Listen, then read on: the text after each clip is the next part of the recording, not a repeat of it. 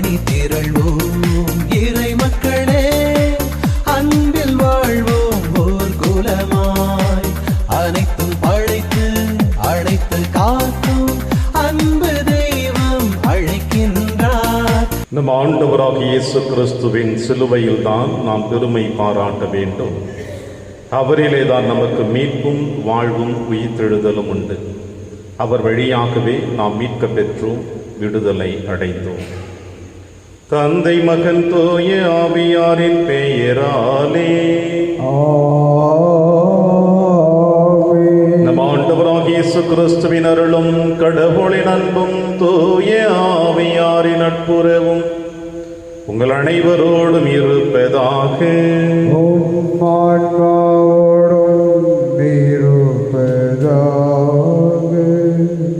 கிறிஸ்து இயேசுவில் எனக்கு பிரியமான அன்புமிக்க சகோதர சகோதரிகளே, சிலுவை பல ஆண்டுகளுக்கு முன்னதாக அவமானத்தின் சின்னம் என்று சொல்லப்பட்டது. சிலுவை மரணத்தை பெறுகிறவர்கள் தங்கள் நாட்டை காட்டிக் கொடுத்தவர்களுக்கு ஈடாக காணப்படுவார்கள். பெரும் குற்றம் செய்தவர்களுக்கு தான் இந்த சிலுவை மரணம் கொடுக்கப்பட்டது. சிலுவை என்றாலே அவமானத்தின் சின்னம் என்று சொல்லப்பட்டிருக்கின்ற காலத்தை தவிர்த்து இப்பொழுது சிலுவை என்றாலே மீட்பின் சின்னம் என்று சொல்லப்படுகிறது. சிலுவையின் வழியாகத்தான் நாம் மீட்பை பெற்றுள்ளோம். சிலுவையின் வழியாகத்தான் நம்முடைய பாவங்கள் கழுவப்பட்டது. சிலுவையின் வழியாகத்தான் இயேசுவினுடைய திருரத்தம் உங்கள் மீதும் என் மீதும் தெளிக்கப்பட்டது. துயரத்திற்கு பிறகு மகிழ்ச்சி, உங்கள் துக்கம் சந்தோஷமாக மாற்றப்படும் என்று சொன்ன ஆண்டவருடைய வாக்குறுதி ஆண்டவர் இயேசு கிறிஸ்துவினுடைய மரணத்தின் வழியாக நமக்கு மீட்பு கொடுக்கப்பட்டிருக்கிறது. பிரியமான அன்பு தேவ பிள்ளைகளே, இன்று அன்னையாம் திருச்சபை திருச்சிலுவையினுடைய மாட்சியினுடைய விழாவை கொண்டாடி மகிழ உங்களுக்கும் எனக்கும் இருகரம் விரித்து அழைக்கிறது. இயேசு தன்னை சிலுவையில் அர்ப்பணித்து நாம் வாழ்வு பெற மீட்பு பெற தன்னையே கையளித்திருக்கிறார். இந்த மாட்சிமிக்கு திருச்சிலுவையினுடைய விழாவிலே கலந்திருக்கின்ற நாம் ஆண்டவர் வழியாக நாம் மீட்பை பெற்றிருக்கிறோம் என்ற நம்பிக்கையோடு அவருக்கு நன்றி செலுத்த இந்த திருப்பலியிலே நாம் அனைவரும் பக்தியோடு பங்கெடுப்போம். மேலுமா இன்றைய திருப்பலியானது என்னுடைய அன்பு தாயார் மரியம்மாளுடைய பிறந்த நாள் விழாவை விண்ணகத்திலே கொண்டாடி மகிழ்ந்து கொண்டிருக்கின்றார். இறைவன் அவருடைய பாவங்களை குற்றங்களையும் மன்னித்து அவருக்கு விண்ணக பேரின்ப பாக்கியத்தை கொடுத்து வழிநடத்தும்படியாக இந்த திருப்பலியிலே மன்றாடுவோம். மேலும் இன்றைய திருப்பலியானது என்னுடைய மூத்த சகோதரர் திருவாளர் சுசைராஜும் தன்னுடைய பிறந்த நாளை கொண்டாடி மகிழ்ந்து கொண்டிருக்கின்றார். இறைவன் அவரை நிறைவாக ஆசீர்வதித்து வழிநடத்தும்படியாகும். அவரையும் அவர் குடும்பத்தையும் இறைவன் தேவையான அனைத்தருள் வரையில் கொடுத்து வழிநடத்த இந்த திருப்பலியிலே மன்றாடுவோம். திருப்பலி ஒப்பு கொடுக்க தகுதி பெறுவோர் நம்முடைய பாவங்களை ஏற்று மனம் வருந்துவோம். இறைவனின் மன்னிப்பை பெறுவோம். இல்லாமல்ல இறைவனிடமும் சகோதர சகோதரிகளே, உங்களிடமும் நான் பாவியினை ஏற்றுக்கொள்கின்றேன்.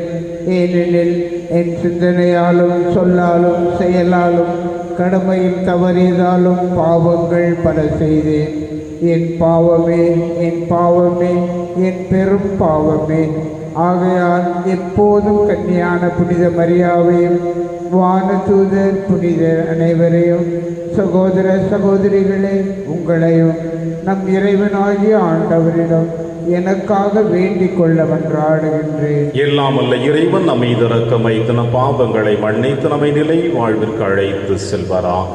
ஆமென். ஆண்டவரே இரக்கமாயிரும். ஆண்டவரே இரக்கமாயிரும். கிறிஸ்துவே இரக்கமாயிரும். கிறிஸ்துவே இரக்கமாயிரும். ஆண்டவரே இரக்கமாயிரும். ஆண்டவரே இரக்கமாயிரும். உன்னதங்களிலே கடவுளுக்கு மாட்சி உண்டாகுக.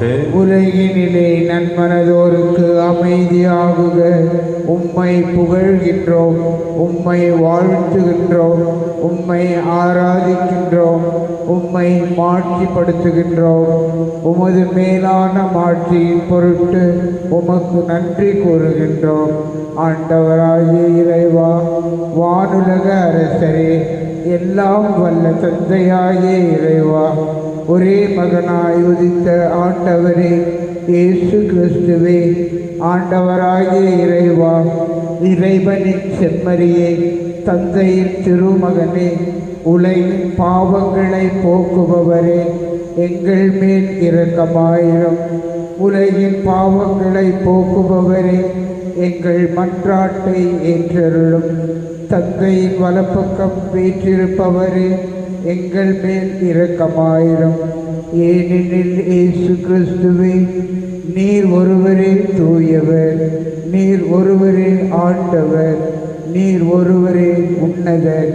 தூய ஆவியாரோடு தந்தையாகிய இறைவனின் மாட்சியில் இருப்பவர் நீரே. ஆமென். மன்றாடுவோமாக. இறைவா, மனிதர் அனைவரின் மீட்புக்காக உமரே திருமகன் சிலுவையை ஏற்க திருவுளமானே.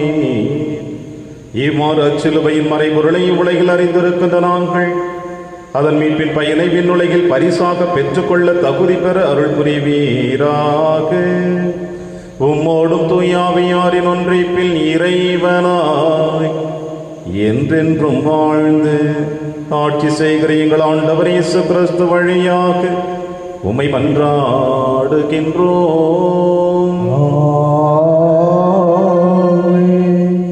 கொள்ளிவாய் பாம்பை பார்க்கிற ஒவ்வொருவனும் பிழைப்பான். எண்ணிக்கை நூலிலிருந்து வாசகம். பிரிவு 21, இறைவாக்கு 4 முதல் 9 முடிய. அந்நாள்களில் ஏதோம் நாட்டை சுற்றி போகும்படி ஓர் என்ற மலையிலிருந்து இஸ்ரேல் மக்கள் செங்கடல் சாலை வழியாய் பயணப்பட்டனர். அவ்வழியை முன்னிட்டு மக்கள் பொறுமை இழந்தனர். மக்கள் கடவுளுக்கும் மோசேயுக்கும் எதிராக பேசினர். இந்த பாலை நிலத்தில் மாளும்படி எங்களை எகிப்திலிருந்து கொண்டு வந்தது ஏன்? இங்கு உணவும் இல்லை, தண்ணீரும் இல்லை. அற்பமான இந்த உணவு எங்களுக்கு வெறுத்து போய்விட்டது என்றனர். உடனே ஆண்டவர் கொள்ளிவாய் பாம்புகளை மக்களிடையே அனுப்பினார். அவை கடிக்கவே இஸ்ரேல் மக்களில் பலர் மாண்டனர். அப்போது மக்கள் மோசேயிடம் வந்து, நாங்கள் பாவம் செய்துள்ளோம், நாங்கள் ஆண்டவருக்கும் உமக்கும் எதிராக பேசியுள்ளோம். அவர் இந்த பாம்புகளை அகற்றும்படி நீர் ஆண்டவரிடம் வேண்டிக் கொள்ளும் என்றனர். அவ்வாறே மோசே மக்களுக்காக மன்றாடினார். அப்போது ஆண்டவர் மோசேயிடம், கொள்ளிவாய் பாம்பு ஒன்றை செய்து அதை ஒரு கம்பத்தில் பொறுத்து கடிக்கப்பட்டோரில் இதை பார்க்கிற ஒவ்வொருவனும் பிழைப்பான் என்றார். அவ்வாறே மோசே ஒரு வெண்கல பாம்பை செய்து அதை ஒரு கம்பத்தில் பொருத்தினார். பாம்பு கடித்த எந்த ஒரு மனிதனும் இந்த வெண்கல பாம்பை பார்த்து உயிர் பிழைப்பான். இது ஆண்டவர் வழங்கும் அருள் வாக்கு. இறைவனுக்கு நன்றி. பதிலுரை திருப்பாடல் 78 பல்லவி. இறைவனின் செயல்களை மறவாதிருங்கள், இறைவனின் செயல்களை மறவாதிருங்கள். என் மக்களே, என் அறிவுரைக்கு செவிசாயுங்கள், என் வாய்மொழிகளுக்கு செவி கொடுங்கள். நீதிமொழிகள் மூலம் நான் பேசுவேன், முற்காலத்து மரச்செய்திகளை எடுத்துரைப்பேன். பல்லவி. இறைவனின் செயல்களை மறவாதிருங்கள். அவர்களை அவர் கொன்றபோது அவரை தேடினர். மனம் மாறி இறைவனை கருத்தாய் நாடினர். கடவுள் தங்கள் கற்பாரை என்பதையும் உன்னதரான இறைவன் தங்கள் மீட்பர் என்பதையும் அவர்கள் நினைவில் கொண்டனர். பல்லவி. இறைவனின் செயல்களை மறவாதிருங்கள். ஆயினும் அவர்கள் உதட்டளவிலேயே அவரை புகழ்ந்தார்கள், தங்கள் நாவினால் அவரிடம் பொய் சொன்னார்கள். அவர்கள் இதயம் அவரை பற்றி கொள்வதில் உறுதியாய் இல்லை. அவரது உடன்படிக்கையில் அவர்கள் நிலைத்து நிற்கவில்லை. பல்லவி. இறைவனின் செயல்களை மறவாதிருங்கள். அவரோ இரக்கம் கொண்டவராய் அவர்கள் குற்றத்தை மன்னித்தார். அவர்களை அழித்து விடவில்லை. பலமுறை தம் கோபத்தை அடக்கிக் கொண்டார். தம் சினத்தையெல்லாம் அவர்களுக்கு எதிராய் மூட்டவில்லை. பல்லவி. இறைவனின் செயல்களை மறவாதிருங்கள். இரண்டாம் வாசகம். இயேசு தம்மையே தாழ்த்தி கொண்டார். எனவே கடவுளும் அவரை மிகவே உயர்த்தினார். திருத்தூதர் பவுல் பிலிப்பியருக்கு எழுதிய திருமுகத்திலிருந்து வாசகம். அதிகாரம் 2, இறை வாக்குகள் 6 முதல் 11 முடிய. சகோதரர் சகோதரிகளே, கடவுள் வடிவில் விளங்கிய இயேசு கடவுளுக்கு இணையாயிருக்கும் நிலையை வரிந்து பற்றி கொண்டிருக்க வேண்டியதொன்றாய் கருதவில்லை. ஆனால் தம்மையே வெறுமையாக்கி அடிமையின் வடிவை ஏற்று மனிதருக்கு ஒப்பானார். மனித உருவில் தோன்றி சாவை ஏற்கும் அளவுக்கு, அதுவும் சிலுவை சாவையே ஏற்கும் அளவுக்கு கீழ்ப்படிந்து தம்மையே தாழ்த்தி கொண்டார். எனவே கடவுளும் அவரை மிகவே உயர்த்தி எப்பெயருக்கும் மேலான பெயரை அவருக்கு அருளினார். ஆகவே இயேசுவின் பெயருக்கு விண்ணவர், மன்னவர், கீழுலகோர் அனைவரும் மண்டியிடுவர். தந்தையாம் கடவுளின் மாட்சிக்காக இயேசு கிறிஸ்து ஆண்டவர் என எல்லா நாவும் அறிக்கையிடுமே. இது ஆண்டவர் வழங்கும் அருள்வாக்கு. இறைவனுக்கு நன்றி. வாழ்த்துளி. அல்லேலூயா, அல்லேலூயா. கிறிஸ்துவே, உம்மை ஆராதித்து வாழ்த்துகின்றோம். ஏனெனில் உம் சிலுவையாலே உலகை மீட்டீரே. அல்லேலூயா. ஆண்டவர் உங்களோடு இருப்பாராக. உம் ஆன்மாவோடும் இருப்பாராக. யோவான் எழுதிய பரிசுத்த நற்செய்தியிலிருந்து வாசகம். ஆண்டவரே, மாட்சி உமக்கே.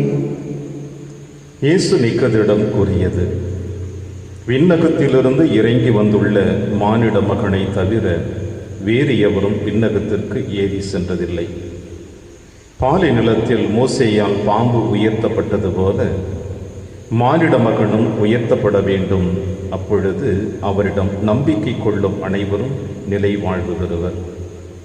தம் ஒரே மகன் மீது நம்பிக்கை கொள்ளும் எவரும் அழியாமல் நிலை வாழ்வு பெறும் பொருட்டு அந்த மகனையே அழிக்கும் அளவுக்கு கடவுள் உலகின் மேல் அன்பு கூர்ந்தார். உலகிற்கு தண்டனை தீர்ப்பு அளிக்க அல்ல, தம் மகன் வழியாக அதை மீட்கவே கடவுள் அவரை உலகிற்கு அனுப்பினார். ஆண்டவரின் அருள்வாக்கு. கிறிஸ்துவே, உமக்கு புகழ்.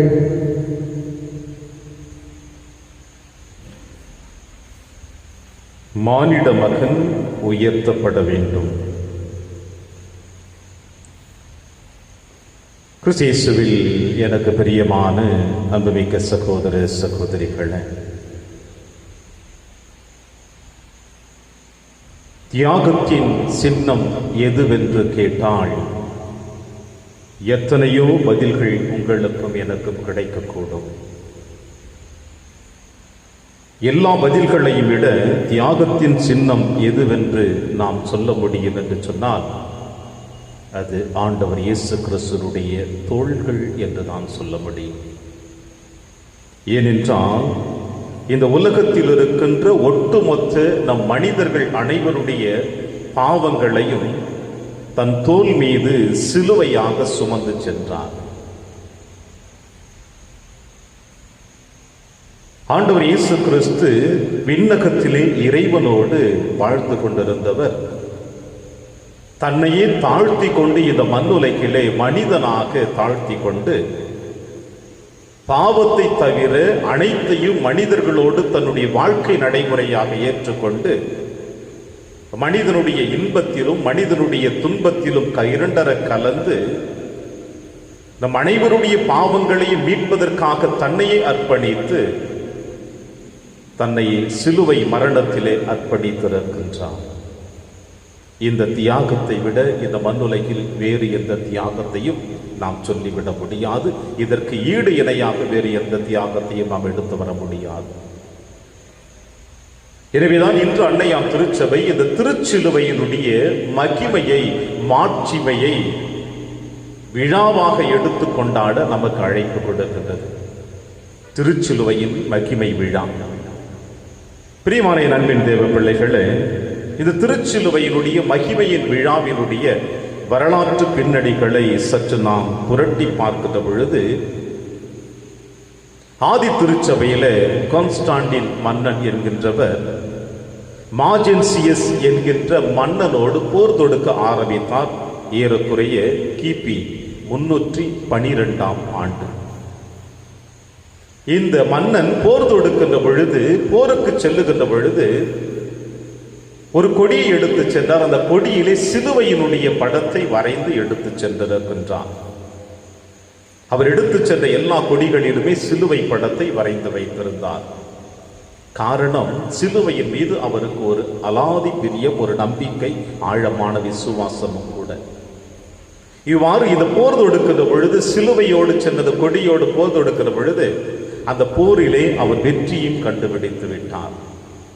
இவ்வாறு அவர் வெற்றியை கண்டுபிடித்ததினால் அவர் ஆண்டு வந்த அந்த உரோமை பகுதிகளிலே இந்த கிறிஸ்தவ மதத்தை அரசாங்க மதமாக அறிவிக்க ஆரம்பித்தார். மக்கள் அனைவரும் கிறிஸ்துவை பின்பற்ற வேண்டும் என்று. இப்படித்தான் அது ஆரம்பிக்கப்பட்டது. சிலுவையினுடைய மகத்துவம் ஆரம்பத்தில் 13 ஆண்டுகள் கழித்த பிறகு ஏலானா, அவருடைய அன்பு தாயானவர், தன்னுடைய புனித பயணத்தை எருசலேமுக்கு ஆரம்பித்தாள். இவ்வாறு எருசலேமுக்கு தன்னுடைய புனித பயணத்தை ஆரம்பிக்கின்ற பொழுது, இந்த போர் 13 ஆண்டுகள் முடித்த பிறகு எருசலேமிலே சென்று கல்வாரி மலையிலே ஆண்டவர் இயேசு கிறிஸ்துவை சிலுவையில் அறையப்பட்ட கல்வாரி மலையிலே சென்று பார்க்கின்ற பொழுது, அங்கே 3 சிலுவைகளை இந்த தாயானவள் பார்க்கிறாள். ஒன்று ஆண்டவர் இயேசு கிறிஸ்து அறையப்பட்ட சிலுவை, 2 கல்லறையிலே கல்வர்களை அறையப்பட்ட இடம். இந்த 3 சிலுவைகளை பார்க்கின்ற பொழுது, இந்த சிலுவைகளில் எதில் இயேசு கிறிஸ்துவை அறைந்தார்கள் என்பது அவளுக்கு சந்தேகமாக இருந்தது. அந்த நேரத்தில் கை சூம்பிய ஒருவன் அங்கே இருந்தான். அந்த மனிதனை அழைத்து வந்து 3 சிலுவைகளையும் தொடச் சொன்னாள் இந்த தாயானவள். இப்படி இந்த 3 சிலுவைகளையும் தொடுகின்ற பொழுது, இயேசு அறையப்பட்ட சிலுவையை அந்த மனிதன் தொடுகின்ற பொழுது அவனுடைய கை சூம்பியது குணமாக்க பெற்றது. அங்கே அனைவரும் ஆச்சரியப்பட்டார்கள். இதுதான் இயேசுவை அறையப்பட்ட சிலுவை என்று சொல்லி, அந்த சிலுவையை இந்த தாயானவள் எலன் என்கின்றவள் ரோமை நகருக்கு எடுத்து வந்து ஒரு பெரிய ஆலயம் கட்டி, அந்த ஆலயத்திலே இந்த சிலுவையை உயர்த்தி வைத்தார்கள்.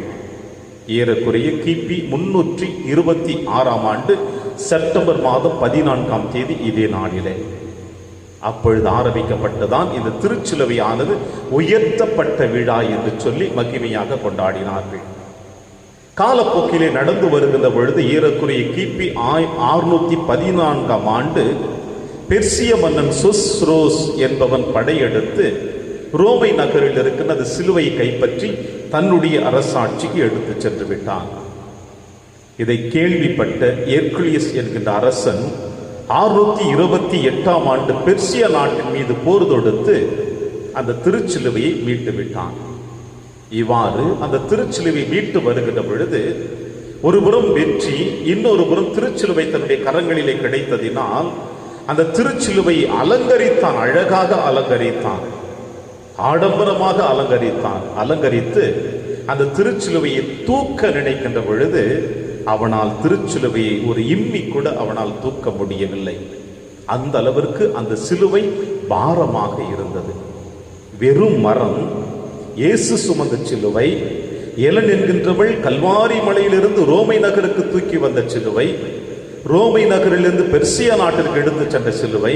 ஆனால் வெற்றிக்கு பிறகு இந்த அரசன் அலங்கரிக்கப்பட்ட பிறகு அந்த சிலுவையை அவனால் தூக்க முடியவில்லை, இம்மி அளவிற்கு. அப்பொழுதுதான் அந்த நேரத்திலே அங்கே இருந்த ஆயர் ஒருவர் இவ்வாறு சொல்லியிருக்கிறார், அரசரே, சிலுவை, ஆண்டவர் இயேசு கிறிஸ்து சுமந்த சிலுவை அலங்கரிக்கப்பட்டதல்ல, ஆடம்பரமானது அல்ல, அழகு நிறைந்ததல்ல, எளிமை நிறைந்த சிலுவை, பாவங்களை சுமந்த சிலுவை, நோய்களை சுமந்த சிலுவை, பாரமான சிலுவை, இப்படி இந்த உலகத்தில் இருக்கிற எல்லா நோய்களையும் சுமந்த சிலுவை, எளிமையான சிலுவையை நீங்கள் அலங்கரித்து ஆடம்பரமாக வானவேடிக்கைகளோடு சுமந்தால் அது எப்படி சுமக்க முடியும்? எனவே இவை அனைத்தையும் நீங்கள் ஒதுக்கி வைத்தீர்கள் என்றால் அலங்காரத்தை எடுத்து விடுங்கள், ஆடம்பரத்தை எடுத்து விடுங்கள், சாதாரணமாக அந்த சிலுவையை சுமங்கள் என்று சொல்லுகிற பொழுது அந்த சிலுவையை அந்த அரசன் அலங்காரத்தை கழட்டி விட்ட பிறகுதான் அவனால் தூக்கி வர முடிந்தது எருசலேம் நகரத்திற்கு.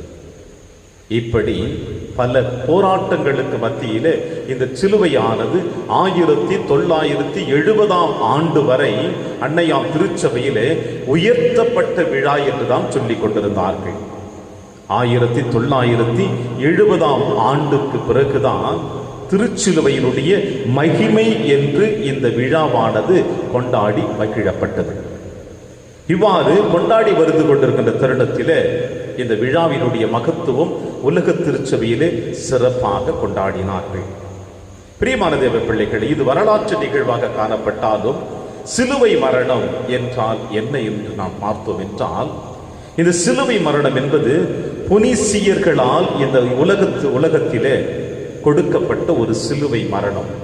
இந்த புனிசியர்கள் என்பவர்கள் என்ன செய்தார்கள் என்றால், அவர்கள் நாட்டில் வாழ்ந்து கொண்டிருந்த மக்கள் யாராவது தங்கள் நாட்டிற்கு துரோகம் செய்து விட்டால், தங்கள் நாட்டை பகைவர்களுக்கு காட்டி கொடுத்து விட்டால் அவர்களை சிலுவையில் அறைந்து கொள்வதுதான் இந்த நடைமுறை. இந்த புனிசியர்களால் இந்த மரணம் கொடுக்கப்பட்டிருக்கிற பொழுது ரோமை நகரத்தை ஆண்ட மன்னன் இந்த சிலுவை மரணத்தை தன்னுடைய அரசாட்சிக்குள் எடுத்து வர ஆரம்பித்தான். எனவே சிலுவை மரணம் என்பது நாட்டை காட்டி கொடுத்தவர்கள், நாட்டிற்காக துரோகம் செய்பவர்கள், இப்படிப்பட்ட கொடூரமான கோபத்திற்கும் ஆளாக்கப்பட்டவர்களுக்கு தான் இந்த சிலுவை மரணம் கொடுக்கப்பட்டது. ஏறக்குறைய ஆண்டவர் இயேசு கிறிஸ்து கொடுக்கப்பட்டதும் இந்த சிலுவை மரணம் தான். இதில் என்ன மகத்துவம் என்றால், ஆண்டவர் இயேசு கிறிஸ்து சிலுவை மரணம் ஏற்பதற்கு முன்னதாக இந்த சிலுவை மரணம் அவமானத்தின் சின்னம் என்று சொன்னார்கள். எந்த ஒரு கைதி, குற்றவாளி தன்னுடைய குற்றத்திற்காக சிறையில் அடைக்கப்படுகின்ற பொழுது அவனுக்கு மரண தண்டனை என்று சொல்லுகின்ற பொழுது அவன் வேண்டிக் கொள்வது இறைவனிடம் என்னவென்றால், ஆண்டவரே, எனக்கு சிலுவை மரணத்தை தவிர வேறு எந்த மரணத்தை கொடுத்தாலும் நான் ஏற்றுக்கொள்ளுவேன். அது எப்படிப்பட்ட மரணம் என்றால், ஒரு சில நேரங்களிலே காட்டு விலங்குகளுக்கு மத்தியிலே இந்த சிறை கைதிகளை தூக்கி வீசுவார்கள். அந்த காட்டு விலங்குகள் அவர்களை கடித்து குதறி தின்றுவிடும். எரிகின்ற நெருப்பிலே அந்த குற்றவாளிகளை எடுத்து வீசுவார்கள், வெட்டுவார்கள், கல்லால் எரிந்து கொள்ளுவார்கள், கொதிக்கின்ற எண்ணெய்களிலே அவர்களை போடுவார்கள். இப்படிப்பட்ட கொடூரமான மரணங்கள் எல்லாம் ரோமை அரசாட்சியிலே கடைபிடிக்கப்பட்டது.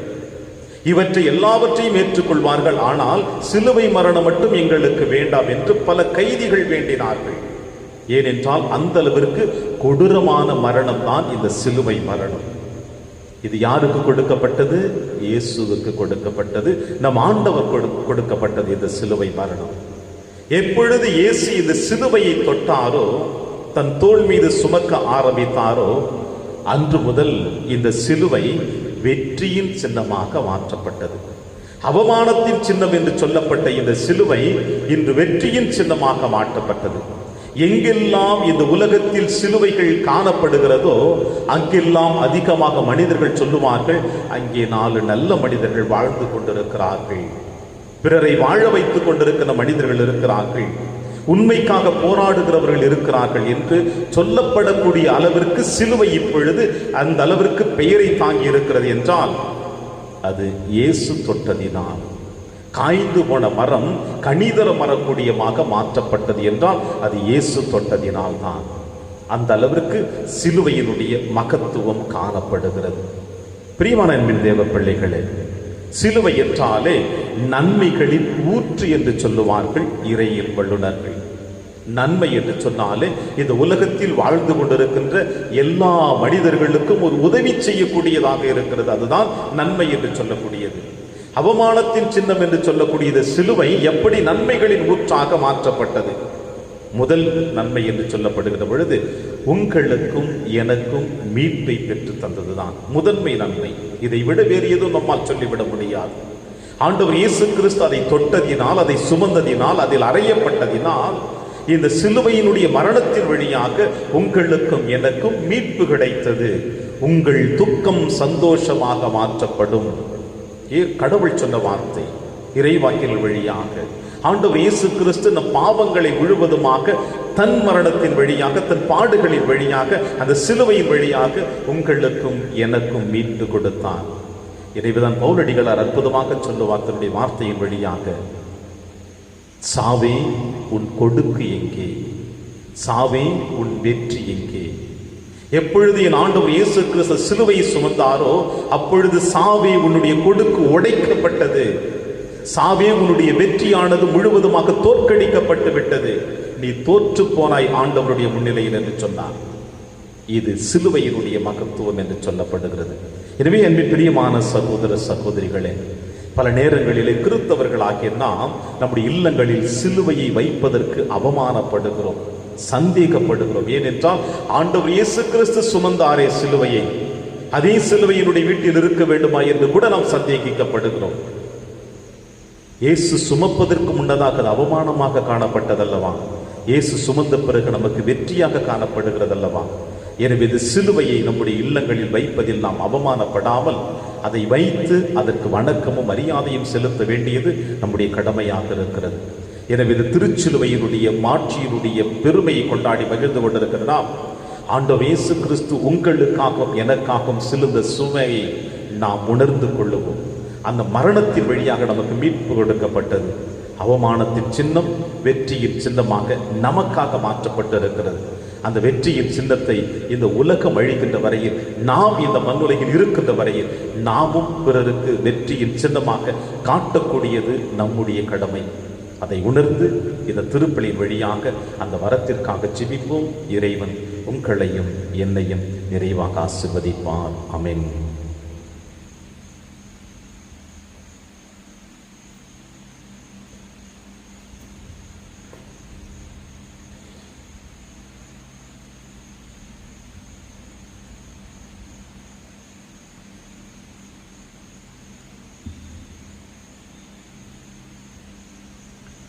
ஆண்டவரை அனைத்துலகின் இறைவா, நீர் வாழ்த்த பெறுவீராக. ஏனெனில் வல்லமையிலிருந்து நாங்கள் இந்த அப்பத்தை பெற்றுள்ளோம். நிலத்தின் விளைவு மனித உழைப்பின் பயனுமான இந்த அப்பத்தை உமக்கு ஒப்புக் கொடுக்கிறோம். இது எங்களுக்கு வாழ்வளிக்கும் அப்பமாக மாறும். இறைவன் என்றென்றும் வாழ்த்த பெறுவாராக.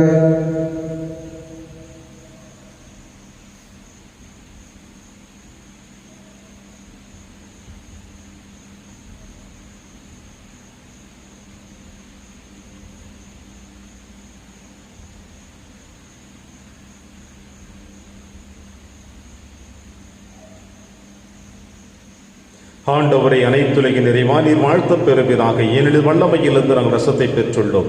திராட்சை செடிய மனித உழைப்பின் பயணமான ரசத்தை உமக்கு ஒப்புக் கொடுக்கின்றோம். இது எங்கள் ஆன்மீக பானமாக மாறும். இறைவன் என்றென்றும் வாழ்த்த பெறுவாராக.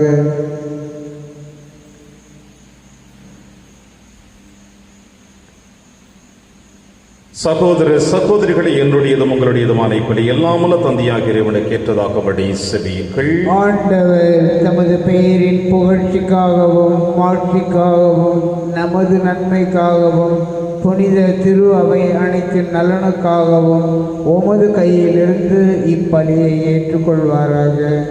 ஆண்டவரை சிலுவை பீடத்தில் ஒப்புக் கொடுக்கப்பட்ட காணிக்கை அனைத்துலக பாவங்களையும் போக்கியுள்ளது. இப்பீடத்தில் நாங்கள் ஒப்புக் கொடுக்கும் இக்காணிக்கை குற்றங்கள் அனைத்திலும் இருந்தும் எங்களை கழுவி தூய்மைப்படுத்த அருள் புரிவீராக. எங்கள் ஆண்டவராகிய கிறிஸ்து வழியாக உம்மை மன்றாடுகின்றோம்.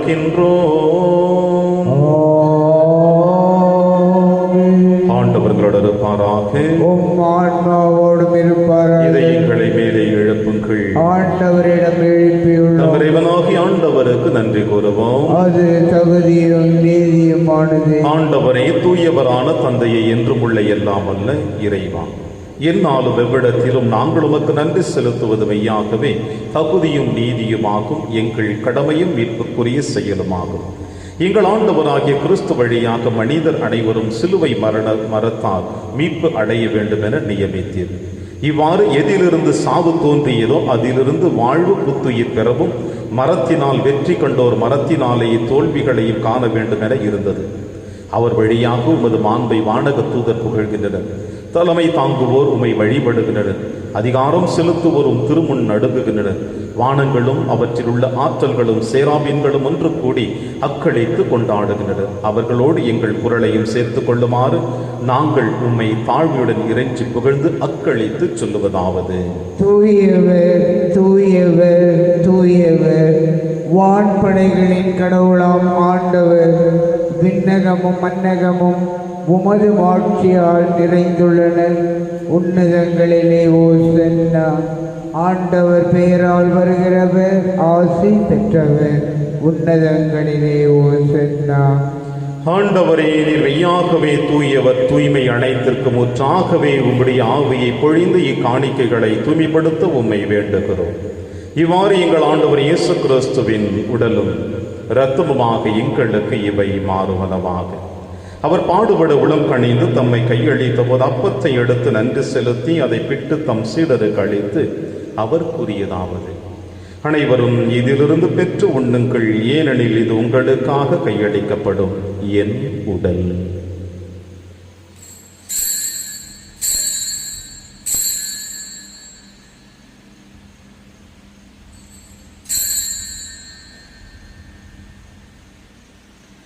அவன் நம்மை இரவு விருந்தை அருந்திய பின் கிண்ணத்தையும் எடுத்து மீண்டும் நன்றி கூறி தம் சீடர்களுக்கு அழைத்து அவர் கூறியதாவது: அனைவரும் இதிலிருந்து பெற்று பருகுங்கள், ஏனெனில் இது புதிய நிலையான உடன்படிக்கைக்குரிய என் இரத்தத்தின் கிண்ணம். இது பாவ மன்னிப்புக்கென்று உங்களுக்காகவும் பலருக்காகவும் சிந்தப்படும். இதை என் நினைவாக செய்யுங்கள்.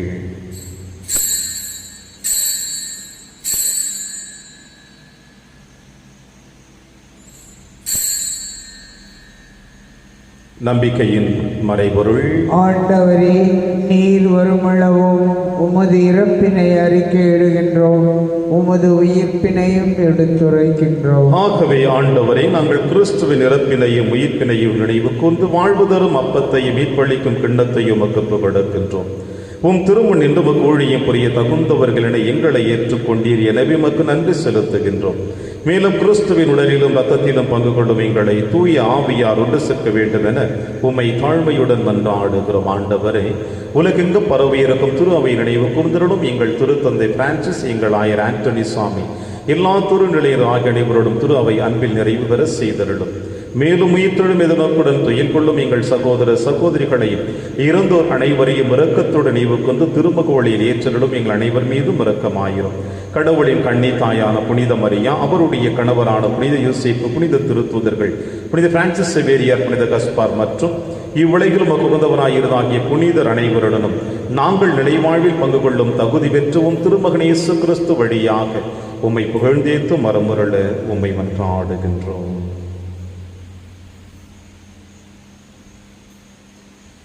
இவர் வழியாக இவரோடு இவரில் எல்லாம் அல்ல இறைவனாகிய தந்தையே, தூய ஆவியாரின் ஒன்றிப்பில் எல்லா புகழும் மாட்சியும் என்றென்றும் உமக்கு உரியதே.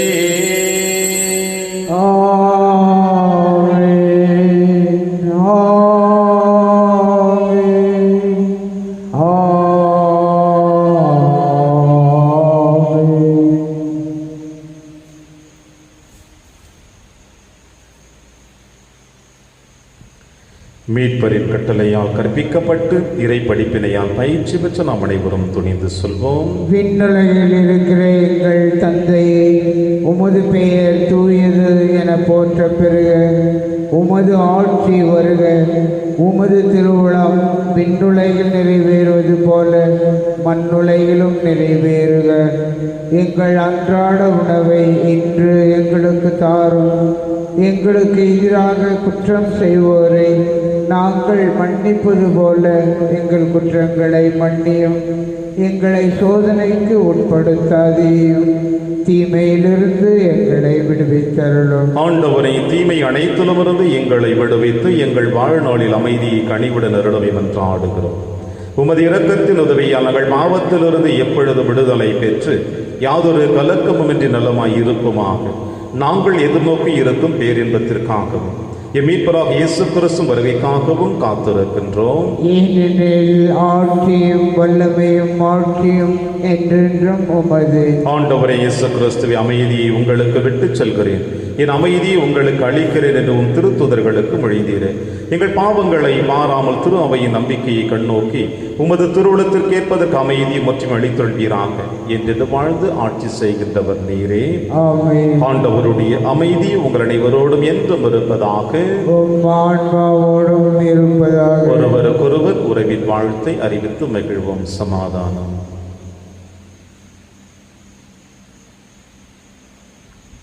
உலகின் பாவங்களை போக்கும் இறைவனின் செம்மறியே, எங்கள் மேல் இரக்கமாயிரும்.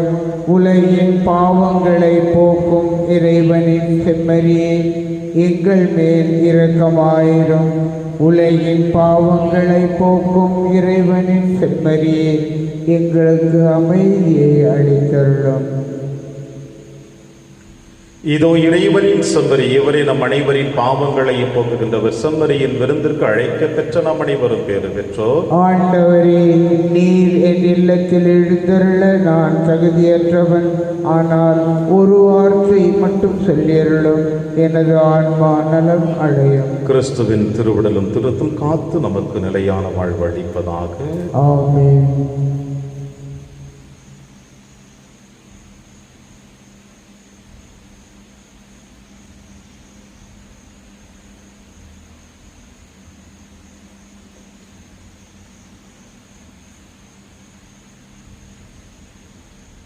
கிறிஸ்துவின் ஆன்மாவே, என்னை புனிதமாக்கும். கிறிஸ்துவின் திருவுடலே, என்னை மீட்டருளும். கிறிஸ்துவின் திரு இரத்தமே, எனக்கு எழுச்சியூட்டும். கிறிஸ்துவின் விழாவின் தண்ணீரே, என்னை கழுவிடுமே. கிறிஸ்துவின் பாடுகளே, என்னை தேற்றிடுமே. ஓ நல்ல இயேசுவே, எனக்கு செவிசாயம். உம் திருக்காயங்களுள் என்னை மறைத்தருளும். உம்மிடமிருந்து என்னை பிரிய விடாதேயும். தீய பகைவரிடமிருந்து என்னை காத்தருளும். எனது இறப்பின் வேளையில் என்னை அழைத்தருளும். உம்மிடம் வர எனக்கு கட்டளையிட்டருளும். புனிதர்களோடு எக்காலமும் உம்மை புகழச் செய்யும். ஆமென். நான் மண்ணிலிருந்து உயர்த்தப்படும் பொழுது அனைவரையும் என்பால் ஈர்த்துக் கொள்வேன் என்கிறார் ஆண்டவர். நன்றி கூறி மன்றாடுவோமாக. ஆண்டவரே இயேசு கிறிஸ்துவை, உமது புனித உணவாலும் ஊட்டம் பெற்றுள்ள நாங்கள் உம்மை தாழ்மையுடன் வேண்டுகின்றோம். அதனால் வாழ்வு தரும் சிலுவை மரத்தால் நீர் மீட்டருளி எங்களை உயிர்ப்பின் மாட்சிக்கு அழைத்து செல்வீராக.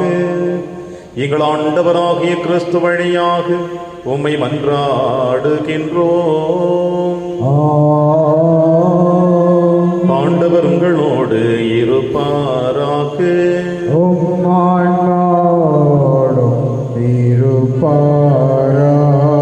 இல்லாமல் இறைவன் தந்தை மகன் தூயாவியார் உங்கள் அனைவரையும் நிறைவாக ஆசீர்வதிப்பாராக. சென்று வாழுங்கள், திருப்பலி நிறைவேறிற்று. இறைவனுக்கு நன்றி. சிலுவை மரமே, சிலுவை மரமே, உன்னை நான் முத்தி செய்கிறேன். சிலுவை மரமே, சிலுவை மரமே, உன்னை நான் முத்தி செய்கிறேன். இறைவன் இயேசு உன்னை சுமக்க என்ன தவம் செய்தாய்? இறைவன் இயேசு உன்னை சுமக்க என்ன தவம் செய்தார்? சிலுவை மரமே, சிலுவை மரமே,